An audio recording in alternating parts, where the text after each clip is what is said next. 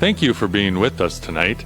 This meeting has been brought to you in part by Let Grand Forks International Airport help you start your next vacation off on the right foot.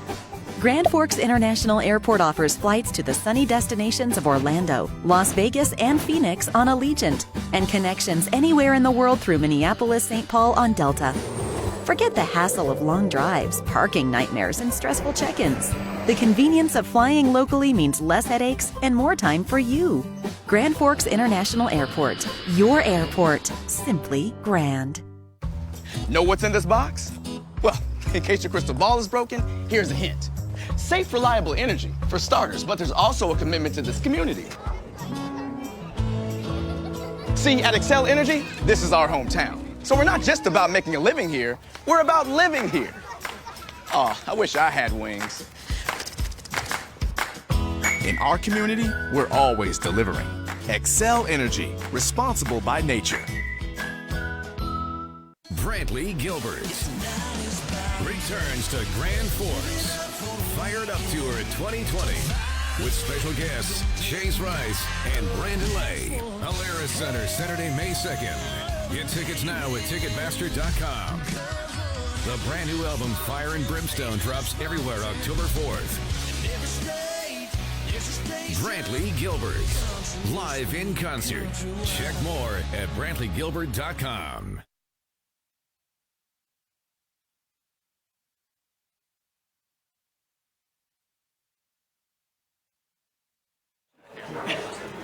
Good evening, and welcome to beautiful downtown Grand Forks. This is the time and place for the Growth Fund Committee, a Jobs Development Authority.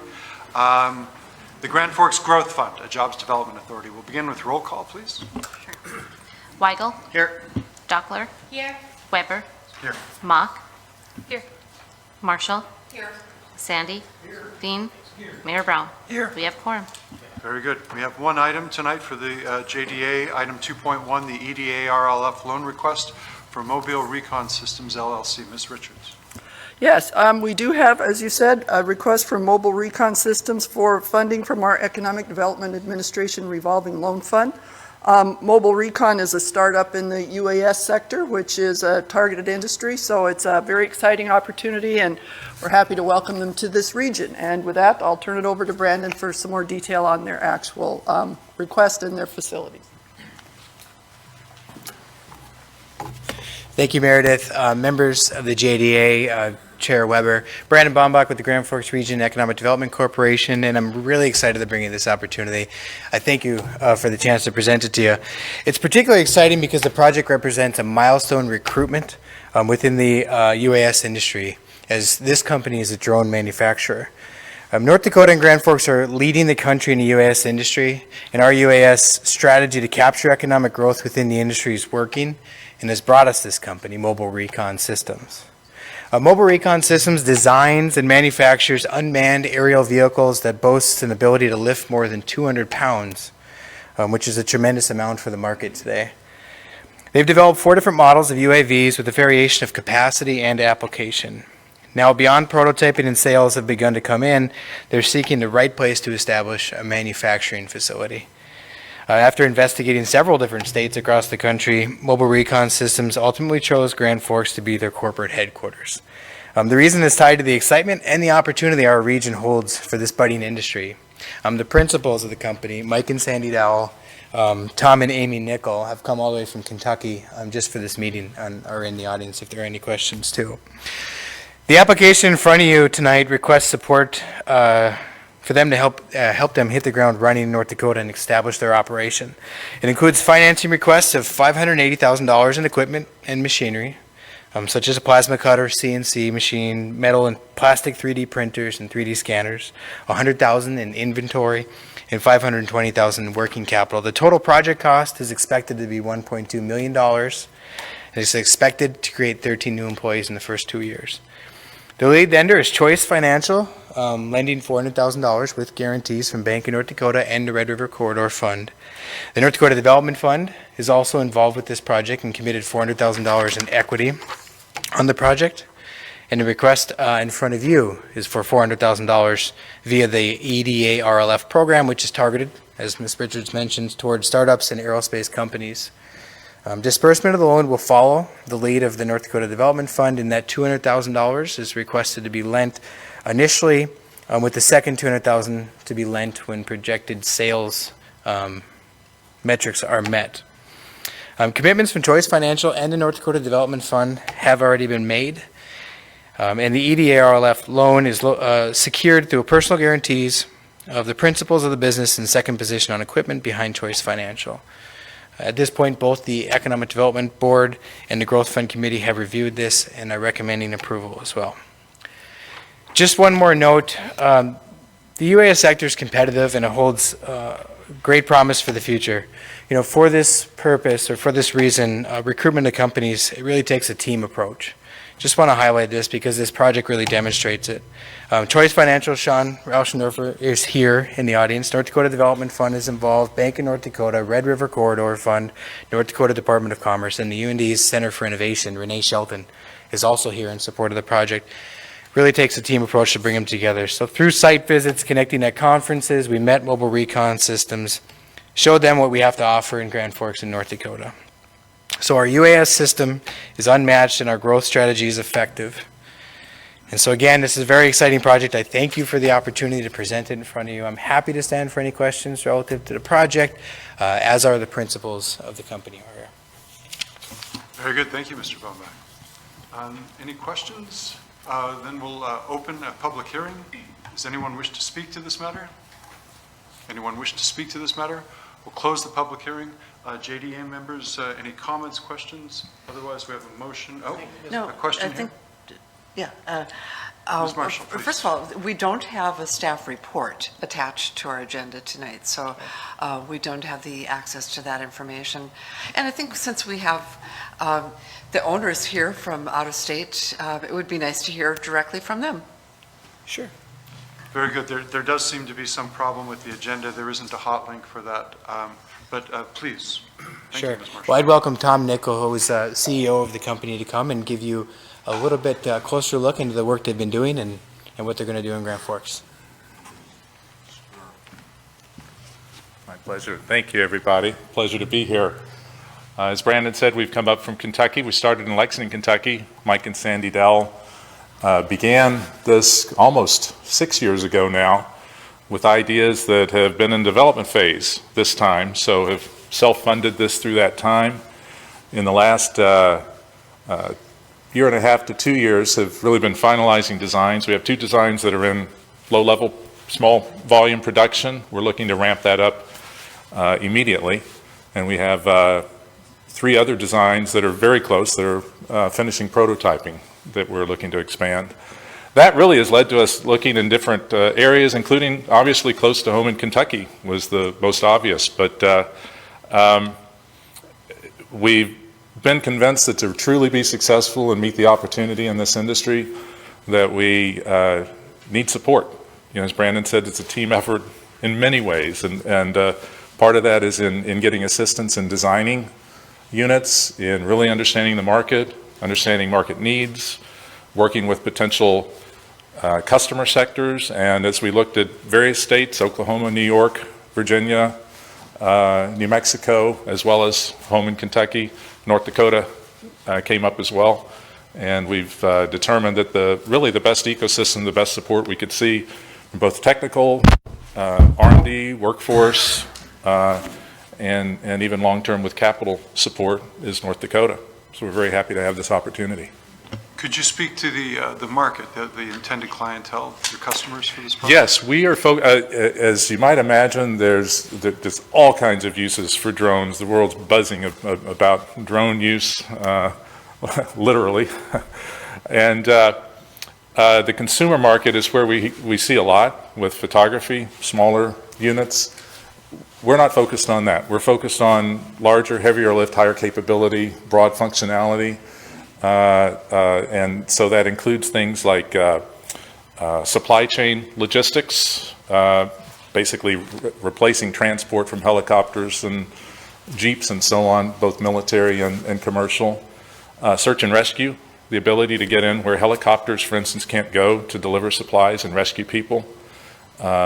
Utility line inspection, other kinds of aerial inspections, and so being able to work with companies like Xcel Energy here in North Dakota and beyond for longer flight range and so on. That's another sector that we're really focused on. We really got started in finalizing one of our designs in the geological mapping, archaeological mapping through a National Science Foundation grant. We see a tremendous opportunity to continue with that as well. Any further, Mr. Sandy? Do you consider yourself a hardware company or a software company? We are a hardware company. We see ourselves integrating with various software partners. We are a key element to our strategy, and we've already been successful in this to a degree, and we see developing on it, is to continue working with providers of sensors and other hardware and the software that they have to really meet the market needs and pull us through, and we're the platform enabling pulling it all together. Over time, we see a potential to, because there are a lot of pieces that are not communicating with each other, we do see an opportunity for software for ourselves in that as well. But right now, we're really focused on the hardware. Thank you. Any further questions, comments? Looking for a motion then?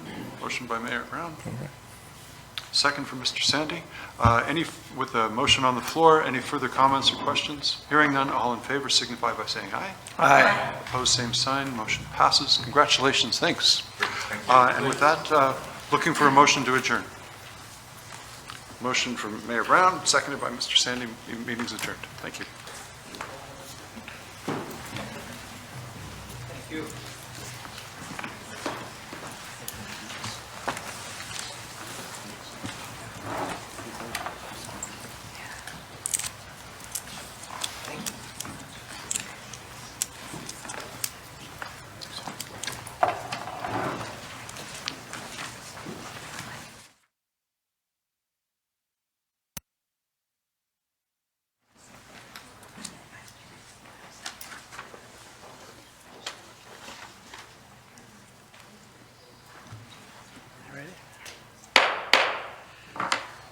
The Grand Forks City Council, proud home of the University of North Dakota, City Council meeting Monday, November 4th, 2019 is hereby called to order. Welcome and roll call. Weigel. Here. Dockler. Weber. Mock. Marshall. Sandy. And Veen. All present. We have a quorum. Under 1.2, Pledge of Allegiance, the council will lead us in the pledge. Please stand and face the flag. I pledge allegiance to the flag of the United States of America, to the republic for which it stands, one nation, under God, indivisible, with liberty and justice for all. Under 1.3, Mayor's announcements. Last week, I accompanied Team Grand Forks to the Main Street Summit in Bismarck, and the summit was full of engaging keynote speakers and breakout sessions. It was nice to network with leaders from other cities and discuss ways we in local government can make our cities in North Dakota as a whole a better place to live, learn, work, play, and stay. I want to congratulate the Grand Forks East Grand Forks Community Foundation and the Grand Forks Young Professionals for winning the Livability for All Ages Award at the summit as recognition for their work on the longest table event back in September. They made us proud, and we're happy they got the well-deserved recognition. I'd also like to thank Governor Burgum and his administration for putting on the summit and engaging local leaders on issues important to local government. Congratulations to the UND hockey team on their win this weekend, and we're all very excited to see how the rest of the season unfolds after a good start with these first few weeks. And good luck to the UND football team on the road as they play against Weber State this Saturday as well in Ogden, Utah. So our city offices will be closed next Monday in honor of Veterans Day. I encourage everyone to take the day to reflect on all of our veterans, what they've done for us and how they currently do for us to serve our communities. Also, leaf collection is set to continue through next week. And the Public Works Department has picked up 1,000 tons. That's 2 million pounds. Is that right, Mr. Phelan, with the math? That's 2 million pounds of damaged household goods, carpet, sheetrock, and branches as a result of the last month's severe weather events. So I want to say thank you to Public Works and the Waterworks Department and the Park District and everyone for working together. Rain, snow, or sunshine, they get the job done, so thank you.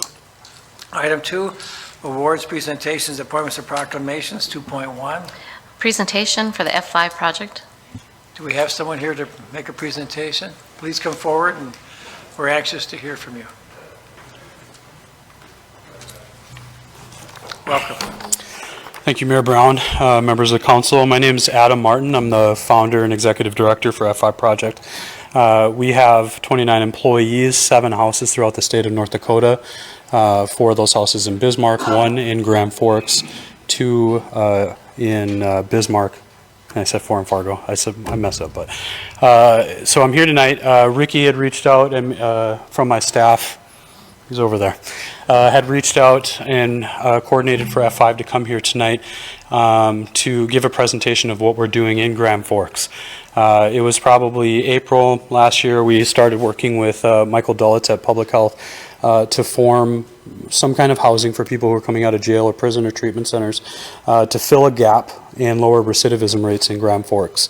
I don't know what they are exactly in Grand Forks, but North Dakota statewide, we see about a 40% recidivism rate. So 4 out of 10 people who are coming out of prison or jail are going back within 1 year. I think that number gets dramatically higher by year 3 and year 5. And I believe, from my understanding of what I've done statewide, housing is the biggest reason. If you don't have somewhere to go, you go back to where you know.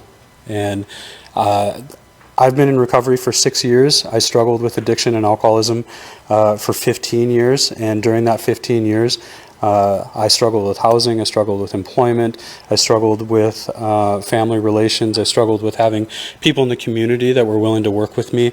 But when I did sober up, the one thing that was the common denominator for me to get where I'm at today is peer supports.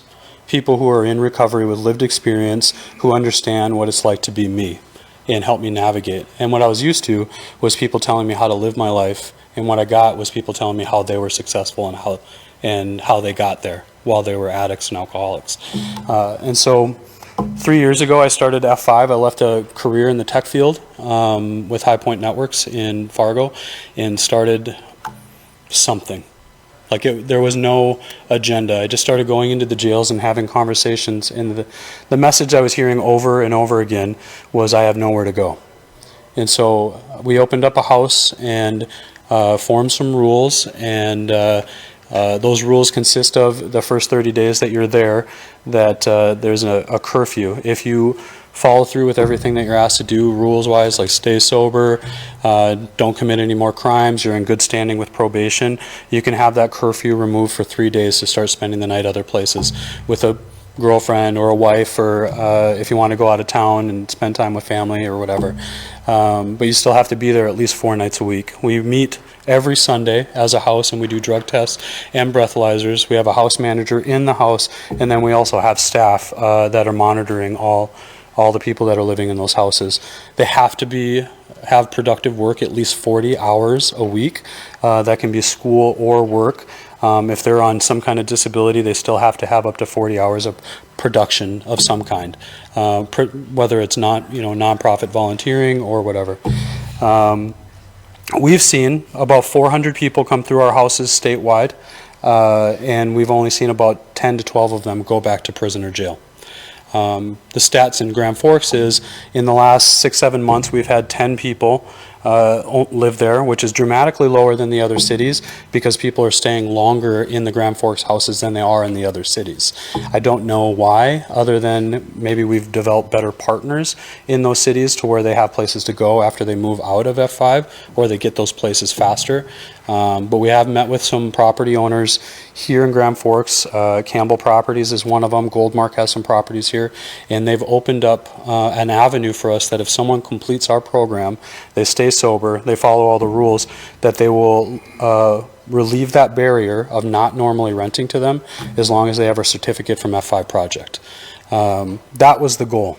The goal is to create an opportunity for people who reform their lives, who are trying to change their lives, trying to get their kids back, trying to get a license, bank accounts, and trying to live a different life, and give them the opportunity to live like a normal citizen. We do not house sex offenders. We don't house rapists. We don't house murderers. We house people who are usually first-time drug offenders or made a mistake once or twice in their life. In this house, we've had one person commit another crime after living with us, and he only lived with us for 2 weeks. Of the 10, 9 of them have not committed crimes in the last year. We've had 2 people this week get an apartment in Grand Forks. We're relatively new here. We've had a meeting with Ward 1 and Ward 2 when they had their community meeting, and we presented F5 project to our ward, at least the people who were there. By the end of that meeting, and I'm sure that they can back us up, after I was done presenting, the whole room applauded us because there was actual monitoring happening on the properties in that district. We've been promoting on social media, we've worked with public health, we've partnered with the Grand Forks Police Department, and they know exactly where the house is. The probation officers know where the houses are and have full access to go to those properties at any time. The Grand Forks Police Department doesn't even have to notify us if they want to go there. I think that we've done a pretty good job notifying the public, letting people know what we're doing. We've been on WDAY and informed all of Grand Forks that we were going to be here. When there was a neighbor that had some discrepancy with us on why we were living next door to him, the first thing we did was reach out to the people in our wards, and we went and participated in the ward meeting. I'm not sure what else we can do to notify the public. I'm not sure what else we should be doing. I believe that we've done everything that we've been asked of, but we are willing to do more if needed. I believe that we have something that's filling a gap and creating opportunities for all people of different skin colors, different backgrounds, that all have one thing in common: they have a felony. And so we can either continue to do something and see recidivism rates lower and see apartments get filled up with people trying to change their lives, or we can continue to have the homeless shelters be full all the time. The problem with that is most of the people who are going to the homeless shelter are readily able felons that could get a job and could find their own apartment, but due to the barrier, they're filling those beds, and those people with mental health problems or schizophrenia or need a high level of care are not able to get those beds. And so, like I said, I believe what we offer is something that no one else is offering, and of all the 29 people that are in our, that work for us, the majority of them are in recovery, and we're just extending our network to them. Thank you. Thank you. It sounds like an important safety net. Any questions or comments for Mr. Martin, Ms. Dockler? Mr. Martin, I do have to extend my thanks. Anytime we've asked you to come and share information about F5, you've come, you've done a brilliant job at kind of relaying what your programs are for individuals that you're serving. And I do think that this is filling a gap in Grand Forks that we didn't have prior. And so I'm very grateful that we have this available for some of our citizens in Grand Forks that need these kinds of supports. I do think that it's just going to be ongoing education for people to understand why people need these kinds of supports in order to be successful into re-entry into the community. This isn't necessarily an experience that many people have, though lots of people have this experience. So I do think it's just going to be continuing to have that education and being willing to talk about it, and you've shown that you are more than willing to do that. If you would be willing to, again, come and have a meeting in Ward 2. Danny, you're welcome to do a joint meeting again with me. But just again, to have this conversation, again, we'll invite people to come. Ward meetings are not necessarily all that well attended, but I think if we can get ahead of ourselves and do a lot more promotion, perhaps we can have some more of those constituents that have had some of the struggles with F5 actually be present at those meetings so they can meet you face to face, and they can meet some of your staff face to face and ask questions and be able to engage in a way that I think perhaps they're afraid to, or perhaps they just don't know how to. If we can give them that opportunity, I think that would be in your best interest, and then also all of the people that you're serving as well in our community as a whole. So if you are willing to do that, I would be happy to work with you moving forward. Yes, I'd be willing to come back for another round of applause.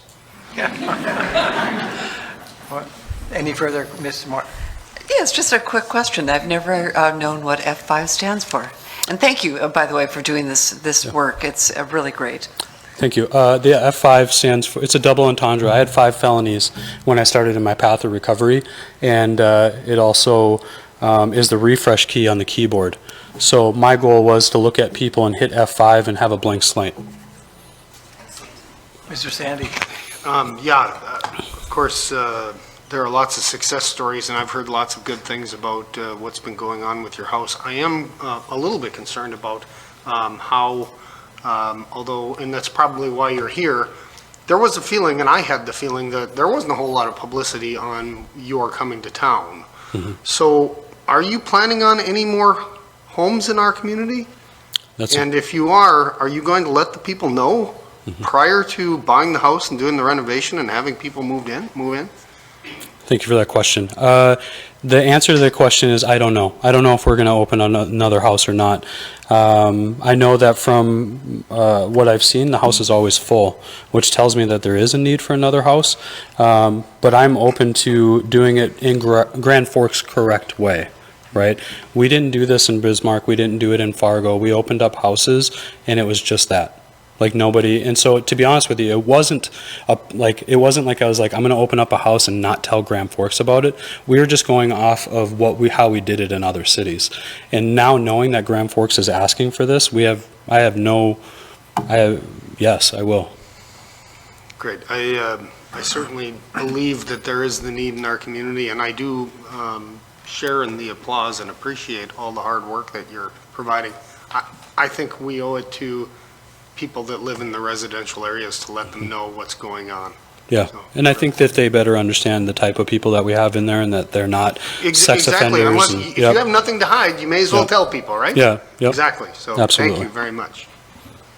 Thank you. Any further questions? Thank you very much. Thank you, Mayor.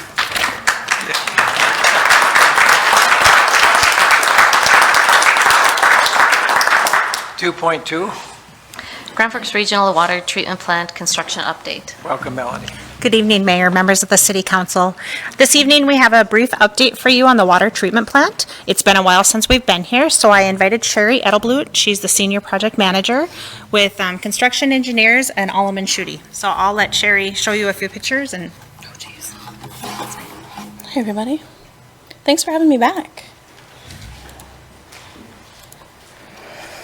So we have been busy working. Last time I was here, it was summer. Since then, we've ramped up our manpower. So right now we have about 130 to 140 craft workers on site every day.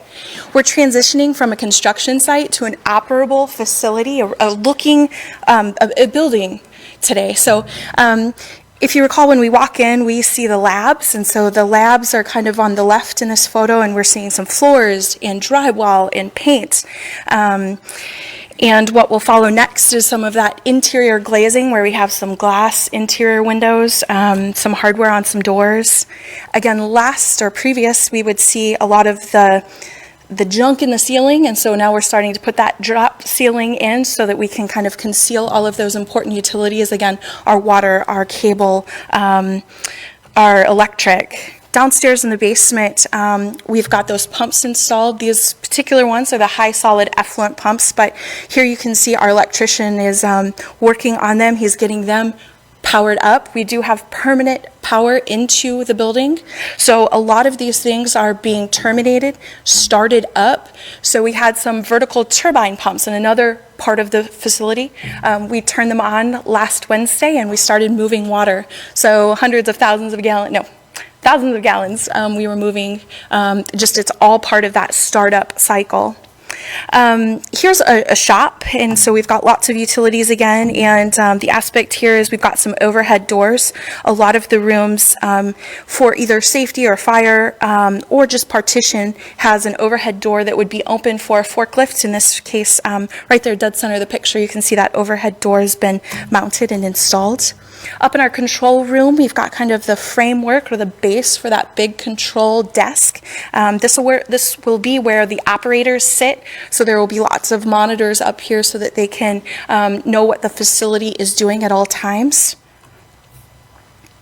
And that giant lime silo, this is that weird, architecturally it looks different when you're on the road, that it kind of sticks up higher, it's translucent panels. So this is if we're standing and we're looking up, and so you see the lime silo on the left, there's some ductwork, there's some steel, those translucent panels, and again, it's all just part of this finishing process.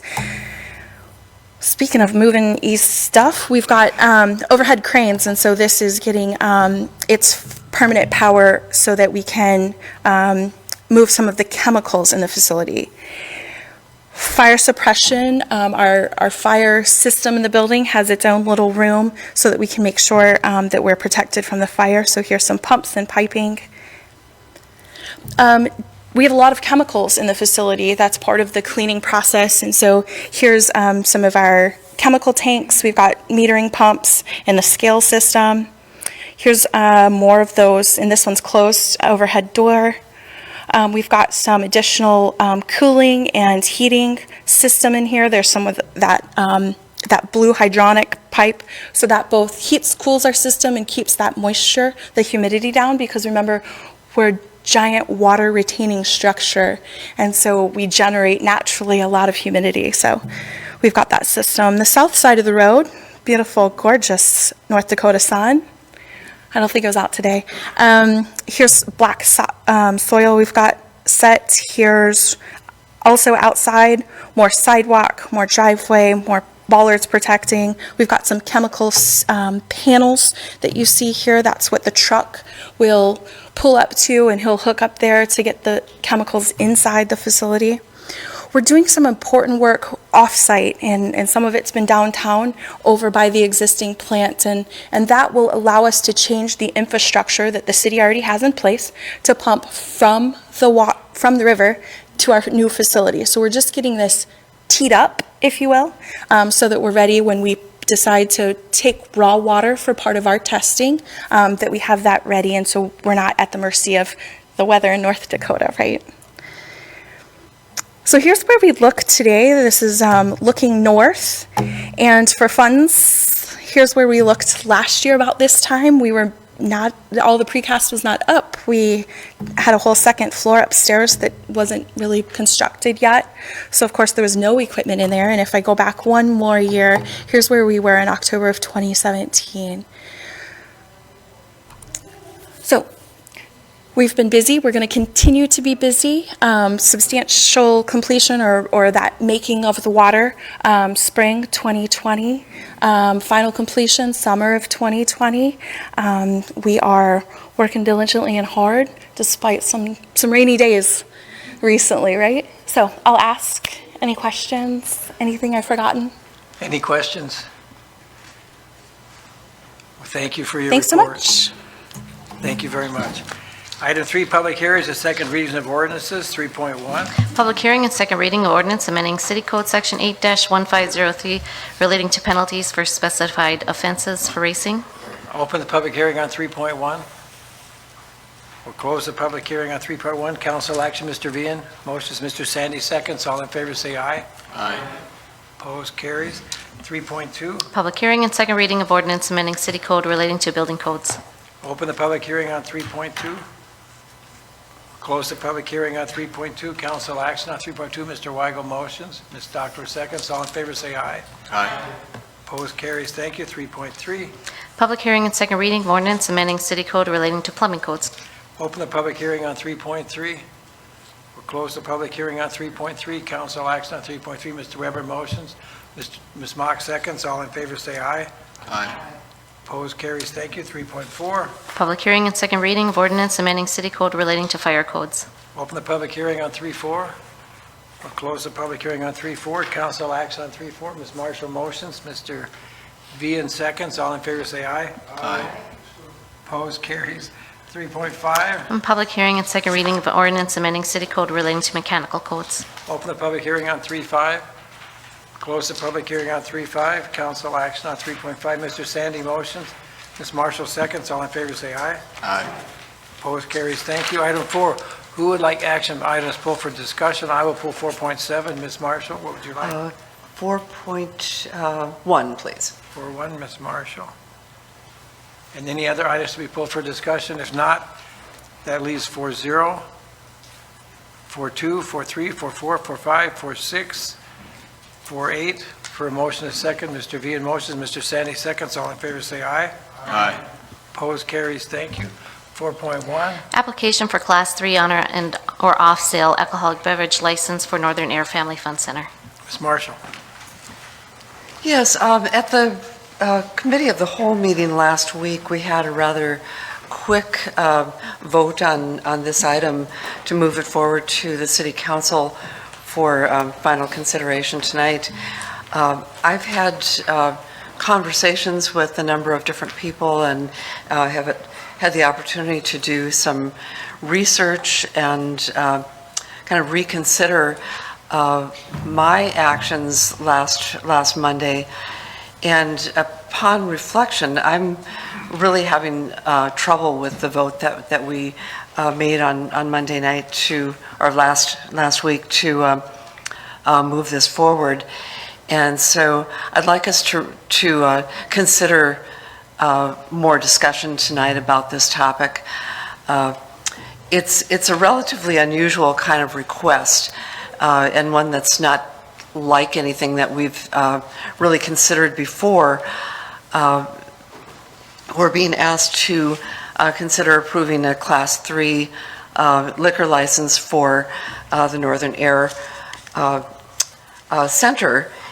And I think I've circled back to some of the concerns that I expressed about this when we first talked about it a month or so ago, in terms of is this a good match for a liquor license at a center that bills itself as primarily being for the express purpose of providing a fun, family-filled or a fun, family-friendly entertainment center, really designated and designed around the entertainment for children in our community. We don't have many opportunities like this or many environments like this for kids, and it's an important option for families during the winter to have a place like this to go. Upon reflection, I really struggle with the idea of having it be yet another center within our community that involves alcohol and involves commingling with kids and with minors. And while I understand that the Class 3 license would not allow patrons to carry their alcohol around to different parts of the building, they'd be limited to certain areas. At least one of those areas would be open to minors as well. And I understand this would be the upstairs area where the axe throwing is going to be installed, or maybe is. And so I have to question if, as a council, with the commitment that we've made to a healthy community and substance, with the attention that we've paid to, through our call to action on substance use within our community and how detrimental that can be to our families and to kids who are exposed, I really had to stop and think about this and to reconsider my support for it.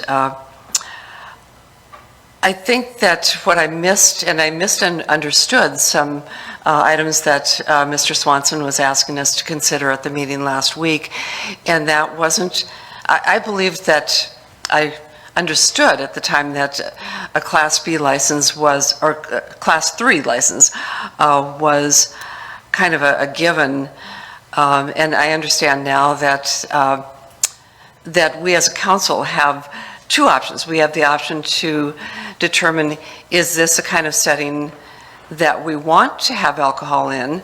And so we have some discretion as to whether or not this kind of business is a good match. And we also have discretion to determine if the food service that is being offered is really to be considered a restaurant. And my understanding is that with the Class 3 license, the facility would either need to be like a self-contained bar without minors being allowed to enter, or if minors are going to be there, then it needs to be considered a restaurant.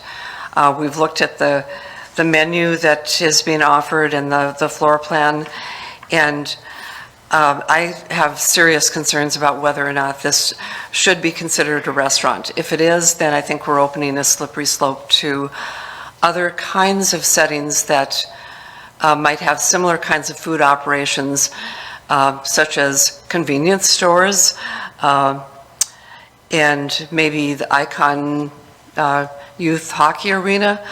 And so, you kind of, I think we as a council have a responsibility to consider, is this what we want for the community? I feel bad about the mixed message to the owner, and I can understand where you're trying to do a business and you want to bring in more revenue, you want to bring in attractions that will bring in more people. However, I really, when I've done some soul searching, I've had to think that this is not necessarily a good fit, and that it really probably is not a restaurant environment, that's a real stretch from what I can consider. So I would like to have some additional consideration of this issue before we just kind of ram it through.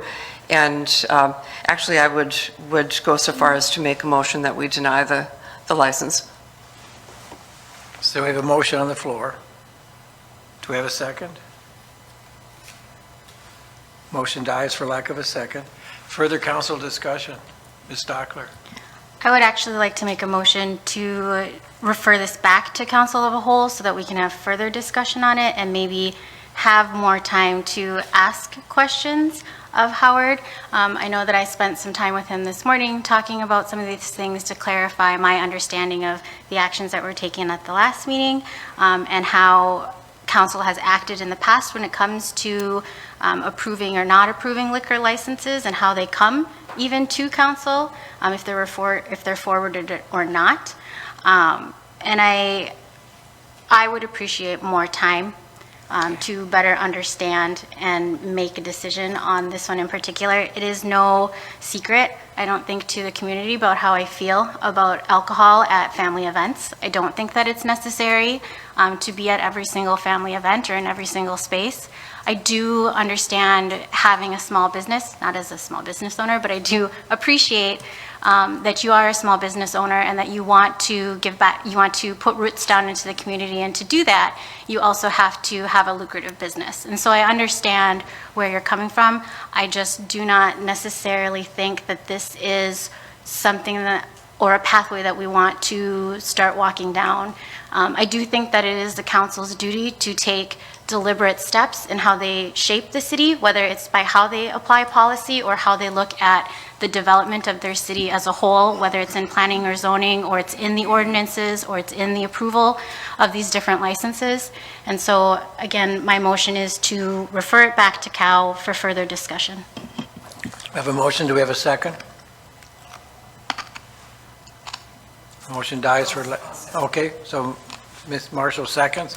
So you have a motion to refer this back to the committee of the whole. Further discussion? Mr. Sandy, you're reaching for the Mr. Mayor. microphone. Yes, I shouldn't reach. I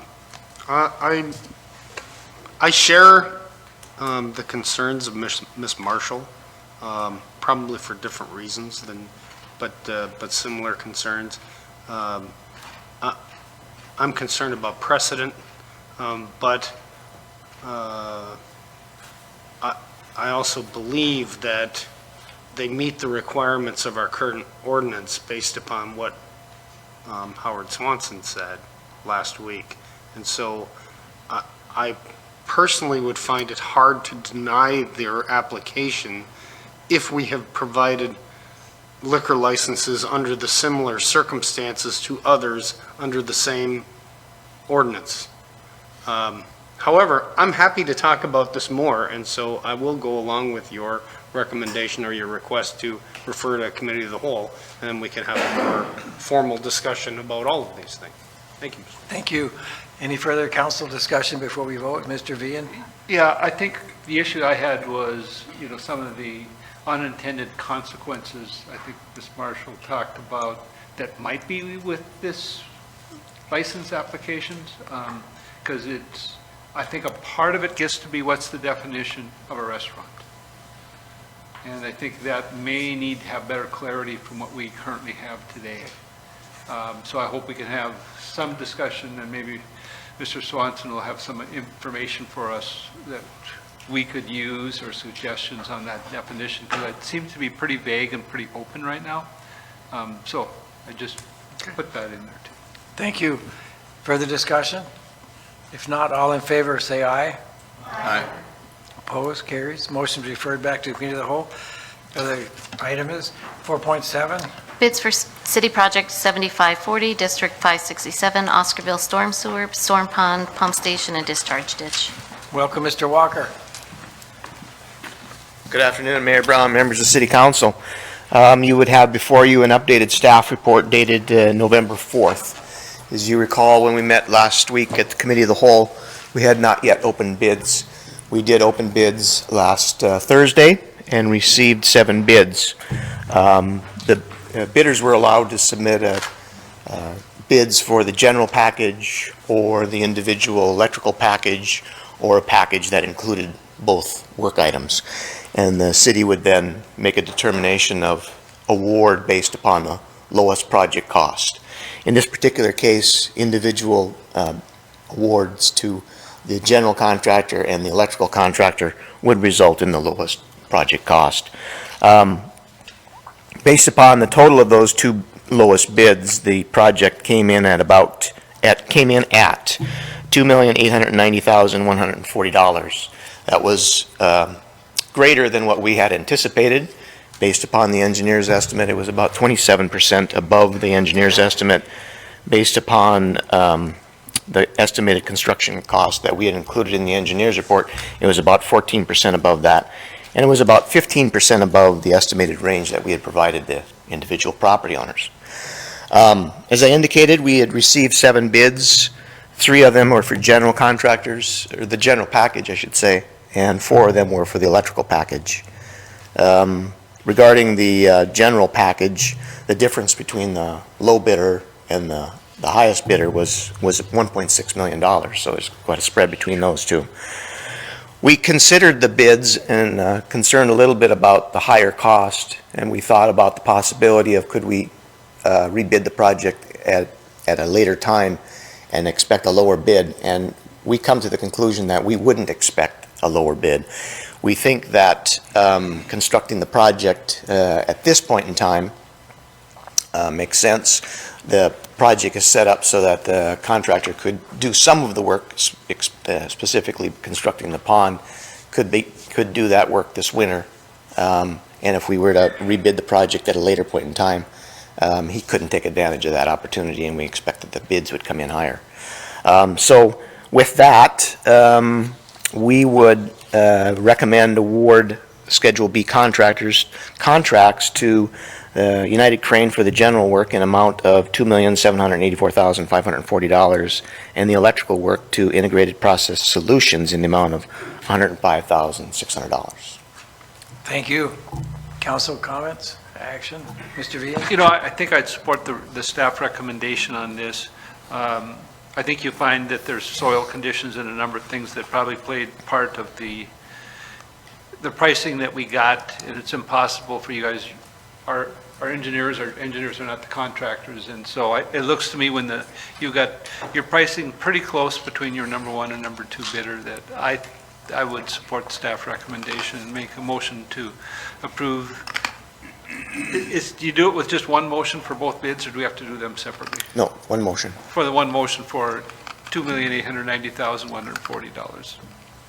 Do you have a motion before second? Ms. Mark? All in favor, say aye. Aye. Opposed? Carries, thank you. So that takes care of that item. There are no introductions to ordinance tonight. Item 5, informational items, I have none. Item 6, public comments. Anyone wish to address the community of the council? Seeing none, we go to item 7, approval of minutes and bills, 7.1. The vendor list and engineer's estimate as presented.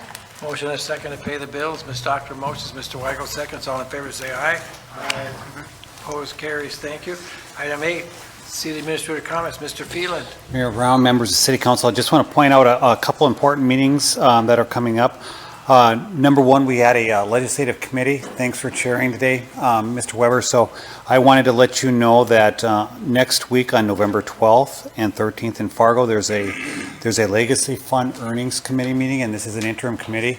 And where Senator Wardner is co-chairing and Senator Holmberg's on this committee. So this is really intended to take a look at the earnings and come up with a so-called Prairie Dog 2 bill that will lead into the next session. And if you recall, the Prairie Dog Bill was led by Senator Wardner, Senate Majority Leader Wardner, and that was where we are going to receive infrastructure money this biennium, and we're anticipating to receive a little over $12 million. And some of that money will come in at the last quarter of 2020, and then we'll receive a large majority of it in 21. So that was a big deal for us, and that's infrastructure we can spend on things like 911 radios, on water-related infrastructure and transportation. So that's a good bill to have. This is a complementary bill that they're working on, and so they're seeking public input from communities across the state. And the first meeting is next week, Tuesday and Wednesday. They're holding 2 meetings, one in the evening on Tuesday and then one during the day on Wednesday. And so they're soliciting input. So we anticipate, similar to Prairie Dog 1, that something will come out of here, and it'll hopefully be fairly well baked by the time it gets to the session, and will move forward rather quickly, and I think it'll be a big deal. What they've talked about is similar to Prairie Dog, is some of the priorities, and the priorities of the state are similar to priorities of the city of Grand Forks, and those priorities are infrastructure, workforce development, behavioral health, and university research, to name 4 things that I think we share. So we'll be putting together some testimony, and we talked about that today with Mr. Weber. And I think, Mr. Vian, you've agreed to, on behalf of the City of Grand Forks, to testify on behalf of the City of Grand Forks with our comments. So we'll be putting in a testimony. It's the start of a process, so we're hoping for further success, that we can fill a lot of gaps with state funding. So that's a pretty big deal that we need to track here over the next year. The other meeting that I want to make you aware of, remind you, is that we do have a city school district meeting on November 18th. So 2 weeks from today, we're going to have a meeting. And right now the preliminary agenda is to discuss growth, development, and demography. Number 2 would be to discuss workforce development. Number 3 would be the school resource officers. And then finally, mental health matters. Those are the 4 items that we're going to speak of, and hopefully we can team up with school district staff, so we'll lead some of the conversations and they'll lead some of the others. Since we do have a city council meeting that evening, and we're never sure how long those are going to last, we preliminarily put it in at maybe at 6 o'clock, so you would have a city council meeting at 5:30, and then shortly thereafter we would go into the combined meeting, so that you're all here and you can just transition from one meeting to the next. We probably do under working meeting format here on the floor with your school district colleagues. So more information to come. We'll work on some of the details on both those meetings, the one next week and the one thereafter. So thank you, Mayor Brown. Thank you. Next, we go to Mayor and Council member comments. Item 9, Councilman Weigel. No, thank you, Mayor. Ms. Dockler. Mr. Weber. Just very quickly, in relation to what Mr. Phelan just shared, Senator Wardner's intention with the legacy fund earnings includes school buildings, and I don't know if that was mentioned or not. So one other overlapping interest for the city. Thank you, Mayor Brown. Ms. Mock. Ms. Marshall. Mr. Vian. A couple items I wanted to bring up. I did have an opportunity at a social here last week or so when the Garrison Diversion Head for the Red River Valley Water Supply Project to talk to Senator Wardner.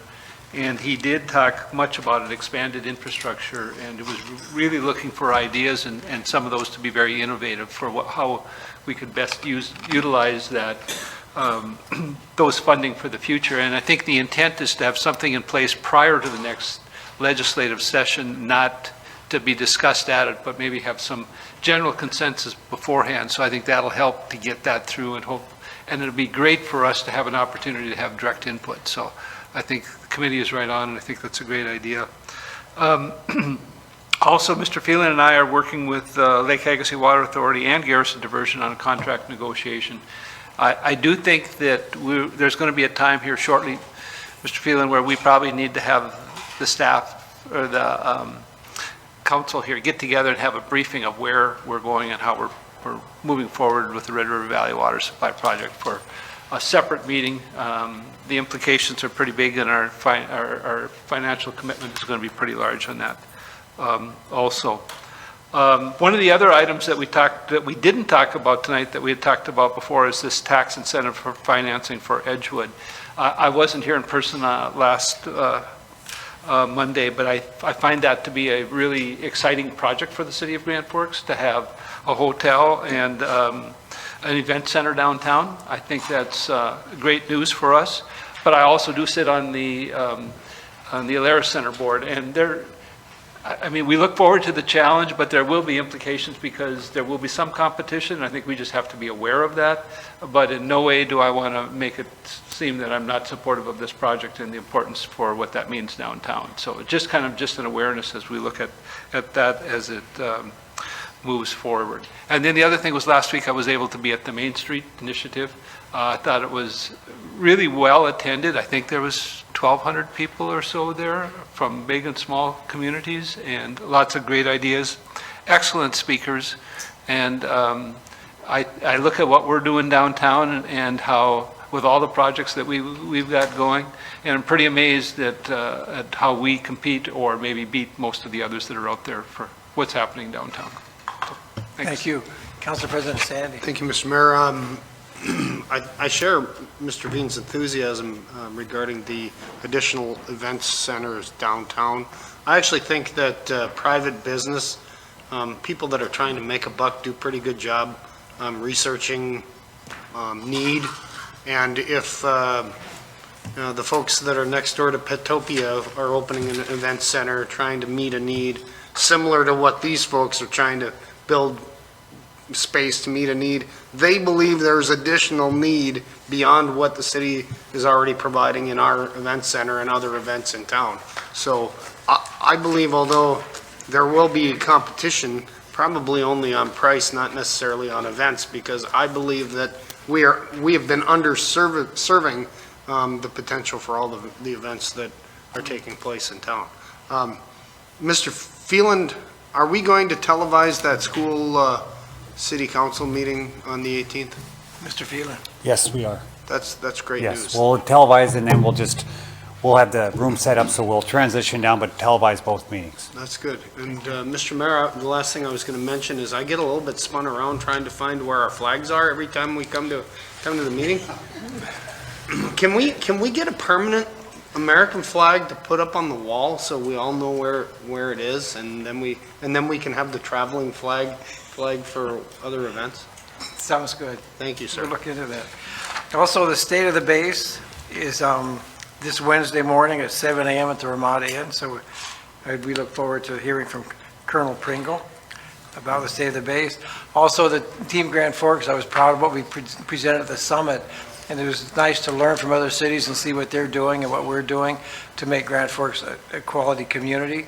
Congratulations again to the Grand Forks East Grand Forks Community Foundation and the Grand Forks Young Professionals for winning for the longest table event. And congratulations to the hockey team. Good luck to the football team. We're closed Monday in honor of Veterans Day, so there'll be many events for people to honor veterans during that day. Also, it's the Empty Bowl at St. Michael's on the 11th. So stop by and have some chili, Mr. Phelan. Mayor, you were humble, but because the mayor won't talk about him, he represented us very well at the Main Street Summit, and he was one of 6 city representatives across the state that was chosen out of a large pool, and he discussed our projects that are going on, from peer development to the longest table, to other projects that are going on in and around the city. So he, just so you know, he represented the city very well with Governor Burgum and was on stage, and so he made us all very proud. So thank you, Mayor. Thank you. Thank you. Leaf Connection continues next week, and thank you to the Public Works and the Park District and Waterworks for picking up 2 million pounds of stuff off the berm so we can get our community back to normal. And with that, a motion to adjourn is item 10. Ms. Marshall motions, Mr. Sandy seconds. All in favor say aye. Aye. Opposed? We stand adjourned. Thank you.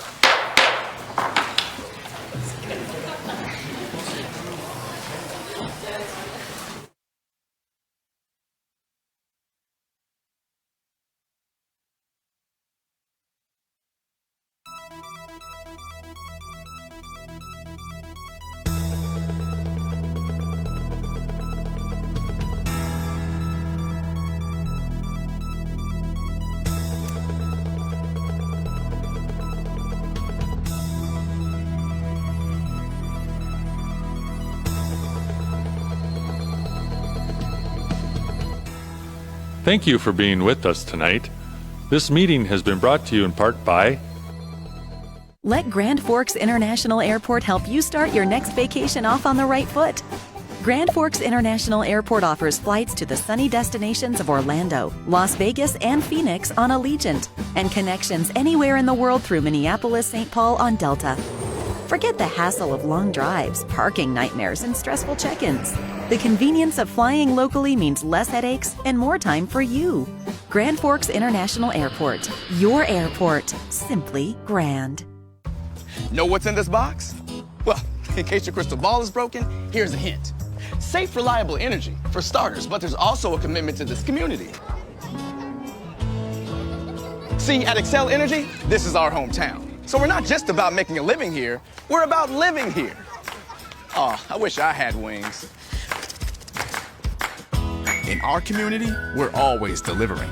Xcel Energy, responsible by nature.